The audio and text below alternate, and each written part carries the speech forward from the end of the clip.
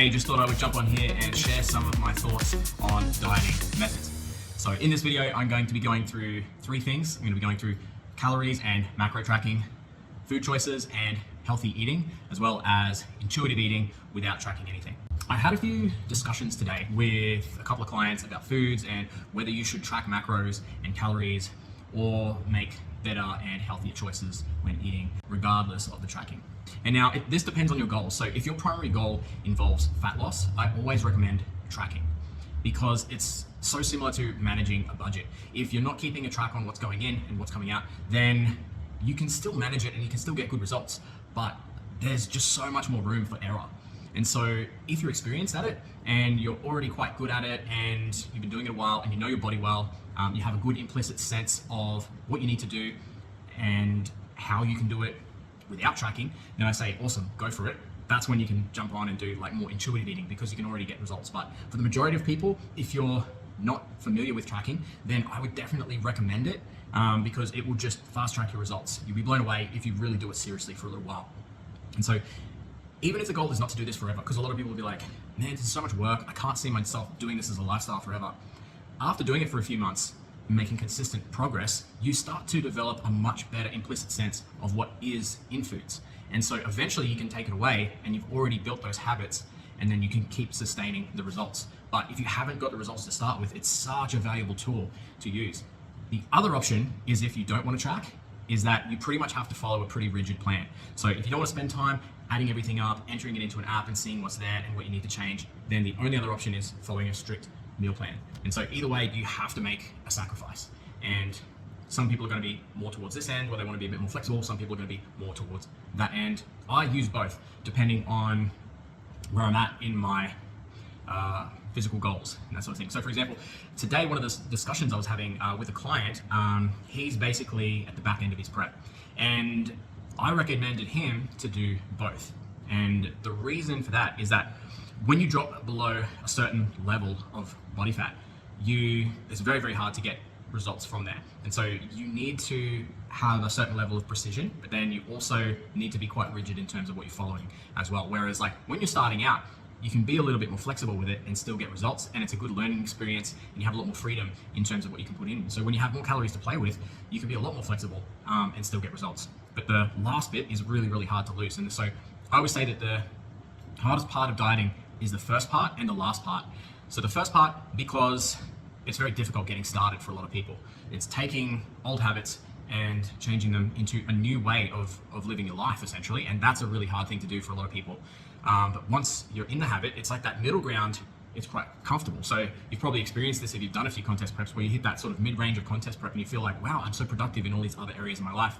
I'm losing fat, I'm getting stronger and leaner, and it doesn't even feel that hard. It's great. It's kind of like you hit stride. And so it takes a while to get into, and then you get this awesome flow effect. And then the last part where everything plateaus and it's just like very, very difficult to get that last bit of body fat off. That is super stubborn, which is also why I say the last part is the hardest as well, because you're grinding really, really hard, but only seeing tiny increments in progress. And so during that final sprint to the finish line for comp, I like to follow a pretty rigid plan and also track those macros as well. So it's pretty boring: eggs, chicken, asparagus, like basically fish and asparagus diet kind of thing. Very bro type diet, a little bit of fruit and potato for carbs and that sort of thing.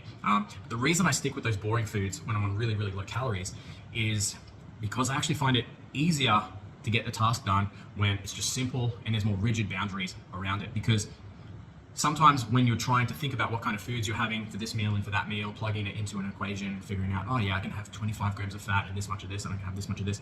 It can be quite exhausting making all those decisions all day long. And then when you're single digit body fat, it's exhausting enough. And so I don't want to waste energy making all these decisions. I just want to follow something simple, get the job done. And my mindset shifts. It's just like, I'm just going to go for it. And I'm not eating for taste. I'm not trying to make this an enjoyment activity. It's just like, that's where I have to go to get the results. So that's where I'm going to go, and just pushing on like that. And I think it's also just a good mindset to be in. It's just like, no, that's where I'm going. And I'm not going to falter on anything. I don't even give myself the opportunity to, because I'm not even that flexible with what I can and can't do. And so that mindset, I think, appeals to a lot of people, but I don't think it's an appropriate way to live your lifestyle all year round. There's very few people who can do that. Most people want a lot more flexibility, being able to have a social life, which is where the other style of dieting can come into it, which is when you're, maybe maintaining weight or gaining weight, or just at the start of a cut and in a moderate deficit, you can have a lot more flexibility. You can have a lot of these different foods that you want to have. You can go out and eat on social occasions, put it into your macros, and make sure that you're still within a deficit, tracking everything to get the results that you want. And if you're not getting those results, then you adjust something, almost treating yourself like a scientific experiment, and keep modifying the variables until you start moving in that direction.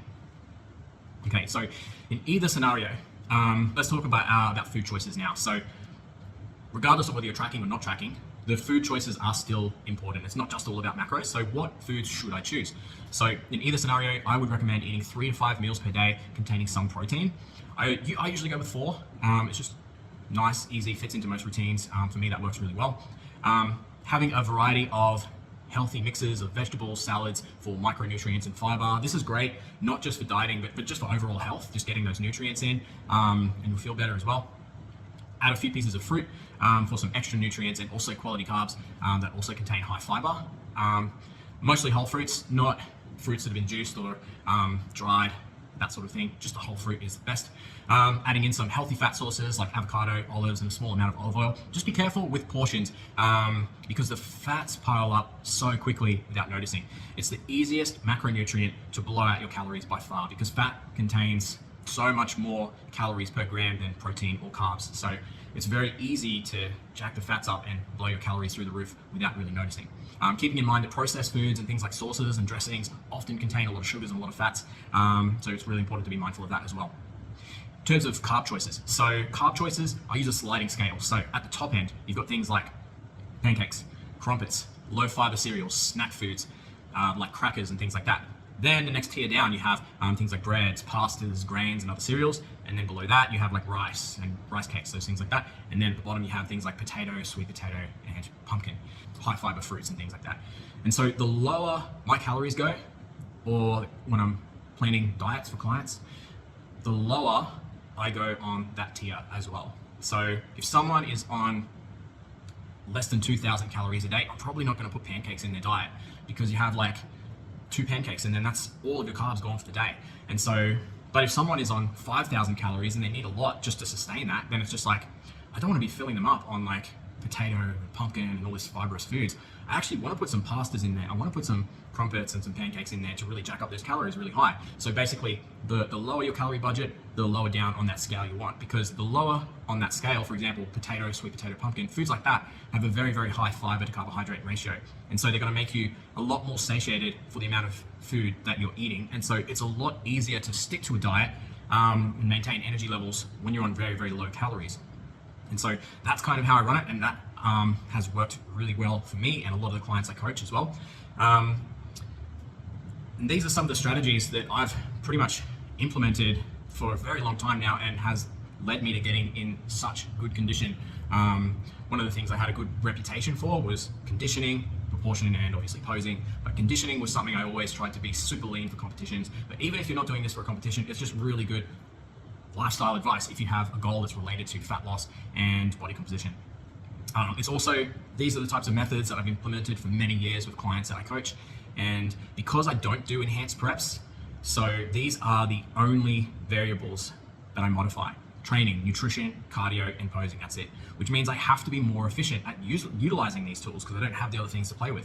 So basically, you get better at these more specific items. And so that is one of the things, other than studying nutrition and implementing it on myself and everything like that. These are one of the things I'm really good at. So hopefully today that you have gained some value from this, and you found this information helpful, and maybe apply it to yourself. And if you found it useful, then please like, share, subscribe. And if you're interested in coaching or just want any more information, you can jump across to my website at petehartwig.com.